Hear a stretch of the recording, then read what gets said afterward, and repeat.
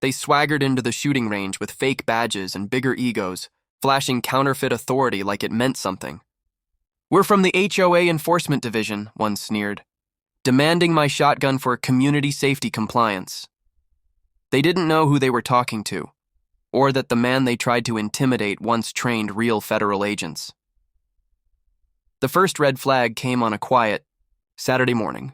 I was cleaning my old Winchester 12 gauge at the local shooting range, the one tucked near the foothills just outside of town. I'd been a member there for years, mostly keeping to myself since retiring from the Federal Bureau of Investigation. After 25 years as an agent, I valued my peace and my privacy. That's when two men in black tactical shirts, gold-lettered HOA enforcement vests, and shiny badges on chains strutted through the range's entrance. They looked like actors in a bad cop show, matching sunglasses, buzz cuts, and smug expressions that screamed insecurity. The taller one, with a crooked nose and too much cologne, pointed right at me. "You," he barked, "put the firearm down." "This is a compliance inspection." The range went silent. Every shooter paused mid-load or mid-laugh. I placed the Winchester gently on the table, my eyes narrowing. "Compliance inspection?" I asked. "This is a private range, not HOA property." He flashed a fake-looking badge. "We're authorized by the Lakeview Homeowners Association to enforce firearm restrictions for all residents." "That includes you," I almost laughed. "First of all," I said, standing slowly, "I don't live under Lakeview's HOA jurisdiction. Second, those badges aren't real." His partner, smaller and twitchier, stepped closer, hand on a holstered sidearm that was clearly a prop. No serial number, no wear. "Sir, we'll need to confiscate that shotgun for safety reasons," he said. I tilted my head. "You're lucky I'm retired. A real agent would have had you both cuffed 5 minutes ago," the tall one scoffed. "Retired from what? Neighborhood watch?" That's when I smiled. "Federal Bureau of Investigation. And you just impersonated a law enforcement officer in front of a dozen witnesses." Their smirks faltered.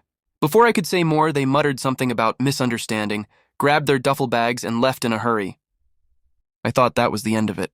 I was wrong. A few days later, I noticed something strange.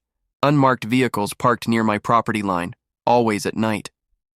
I lived just outside the HOA's reach on a couple of acres bordering the woods. My home wasn't fancy, but it was secure. Motion lights, cameras, reinforced locks. Years of working federal cases had made me cautious. On the third night, around midnight, one of my security feeds pinged movement. A white SUV pulled up, and the same HOA cops from the range stepped out, flashlights in hand.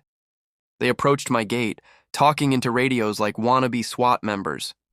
I grabbed my phone, dialed a friend at the county sheriff's department, and turned on my porch floodlights remotely. "Evening, gentlemen," I called through the intercom. "Lost again?" They froze.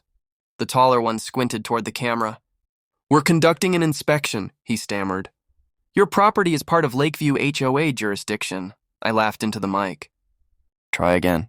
"I own this land outright. County Parcel 1719A. You've got no jurisdiction here." That's when the smaller man muttered, "We'll be back," before they jumped in their SUV and sped off. The sheriff's deputy arrived 10 minutes later, reviewed my security footage, and whistled. "Those badges are fake, all right. And that's not even a registered enforcement unit. You've got yourself some con artists. What's their angle?" I asked. Could be extortion. "These fake HOA enforcers pop up in rich neighborhoods, fine people for made-up violations, collect cash, then vanish." I frowned.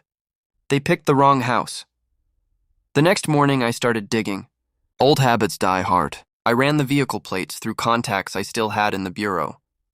The SUV was registered to Lakeview Property Management LLC, a shell company connected to none other than Karen Weller, the HOA president. It clicked.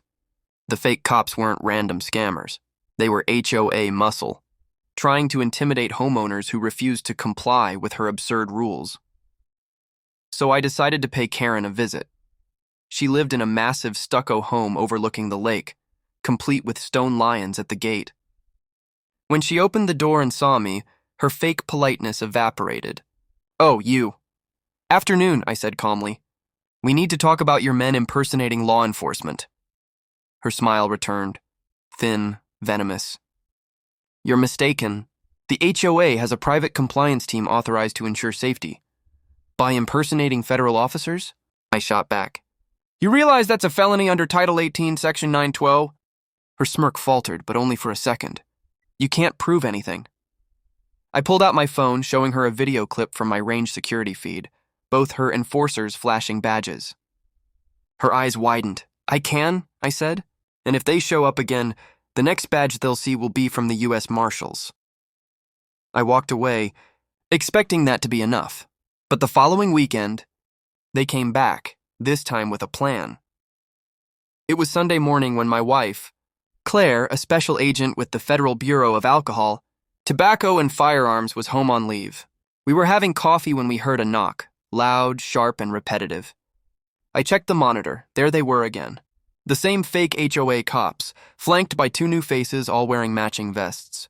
Claire sighed, setting down her mug. You want me to handle this one? I grinned. Be my guest. She opened the door just as they started shouting. Sir, we're here to seize an unregistered firearm. Step aside. Her expression didn't change. Calm, professional, deadly composed. You're trespassing, she said. The tall one puffed his chest.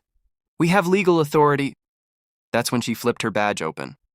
The golden emblem of the ATF glinted in the morning sun. No, you don't, she said flatly.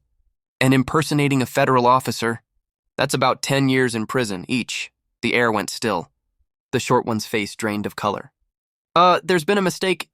Claire stepped forward, voice cold as steel. Drop your fake IDs, hands where I can see them. They bolted, tripping over each other as they sprinted toward their SUV. One dropped his radio, another left behind a file folder full of HOA documents. Claire didn't even chase them. She just called the sheriff in the bureau.